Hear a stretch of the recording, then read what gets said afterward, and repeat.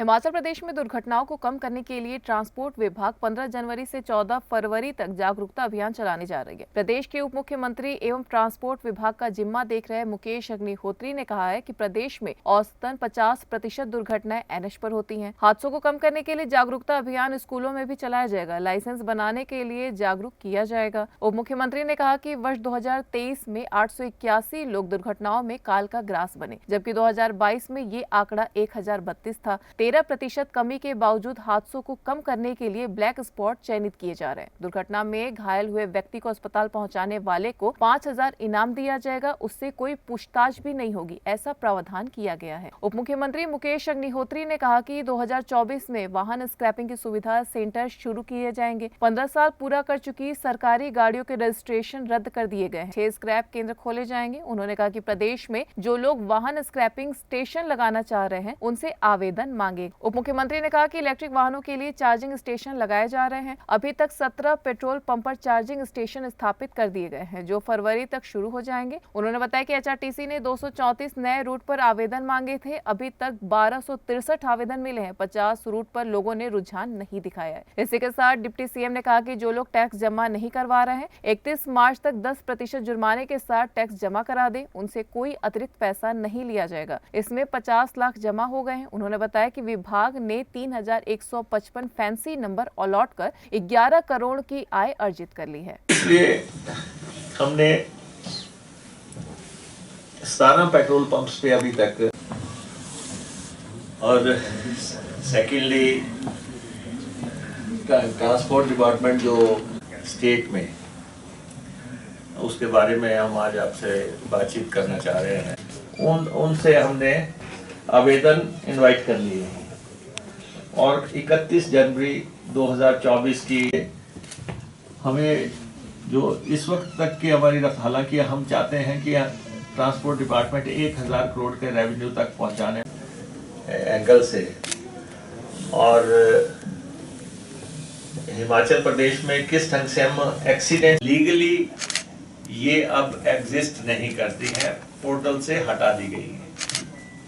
जिस भी डिपार्टमेंट के पास सरकारी सेक्टर में 15 साल चली हुई गाड़ी है, वो कई स्टेशंस पे तो ट्रांसपोर्ट डिपार्टमेंट या पुलिस डिपार्टमेंट तक वो पोर्टल पे देखते हैं कि किसकी गाड़ी कितना चल गई है। अगर उसकी फिटनेस नहीं है तो वो उठा के ले जाते हैं, स्क्रैप पे डाल देते हैं। खबर करते हैं उसमें भी ये कहते हैं कि एचआरटीसी इतना रेवेन्यू कमाएगा। अब समय बदल रहा है और समय के मुताबिक जो है ट्रांसपोर्ट डिपार्टमेंट की मॉडर्नाइजेशन हम कर रहे हैं।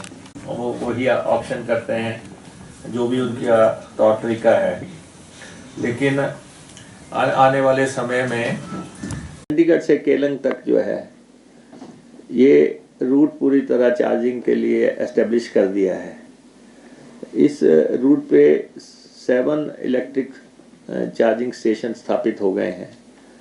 तो एक जो फियर होता है लोगों के माइंड में इलेक्ट्रिक गाड़ी को लेके कि कहीं खड़ी तो नहीं हो जाएगी, कहीं ऐसा तो नहीं है चार्जिंग की फैसिलिटी ना मिले, तो इसलिए हमने 17 पेट्रोल पंप्स पे अभी तक इलेक्ट्रिक चार्जिंग स्टेशन लगभग स्थापित कर दिए हैं और फरवरी एंड तक ये ऑपरेशनल हो जाएंगे पेट्रोल पंप्स पे। और 36 पेट्रोल पंप्स पर स्थापित करने के लिए इंडियन ऑयल कॉरपोरेशन और दूसरी लोग जो हैं उन्होंने इंटरेस्ट दिखाया है और वो लोग स्थापित कर रहे हैं।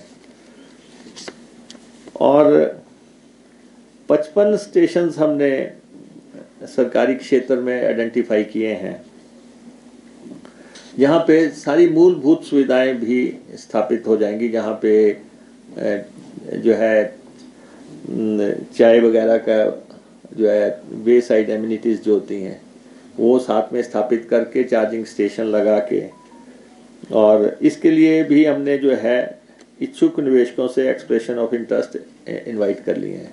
55 स्टेशन पूरे प्रदेश में हमने आइडेंटिफाई किए हैं जहाँ पे लोग ये लगा सकते हैं और इस योजना के तहत अपने को ला सकते हैं, क्योंकि नया फील्ड है तो लगातार पब्लिक की इन्वॉल्वमेंट हम कोशिश कर रहे हैं।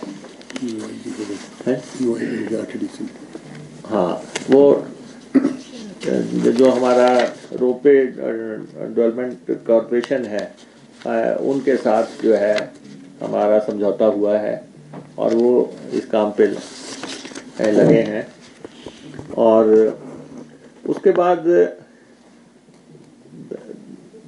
234 नए रूट्स पे जो है हमने आवेदन मांगे थे बसें चलाने के लिए, और ई बसेज या ऑब्लिक सामान्य बसेज को जैसे भी लोग चलाना चाहें तो हमने आवेदन मांगे थे। हमें अब तक 1263 आवेदन मिले हैं 234 रूट्स पे। प्राइवेट लोगों को हमने इनवाइट किया है कि आप आएँ और बसें चलाएं यहाँ पे, और इसमें 1263 लोगों ने अप्लाई किया है और 50 प्लेस हैं जहाँ पे किसी का भी जो है हमें एप्लीकेशन नहीं आई, उनको हम फिर से एडवर्टाइज कर रहे हैं ताकि वहाँ पे लोग अप्लाई कर सकें। तो यूथ के लिए चाहे वो ई टैक्सीज का प्रावधान है, चाहे ये प्राइवेट रूट्स पे गाड़ियाँ डालने का है, तो हम कोशिश कर रहे हैं कि लोग आएँ और हमारी इस मुहिम से जुड़ें। और इसके अलावा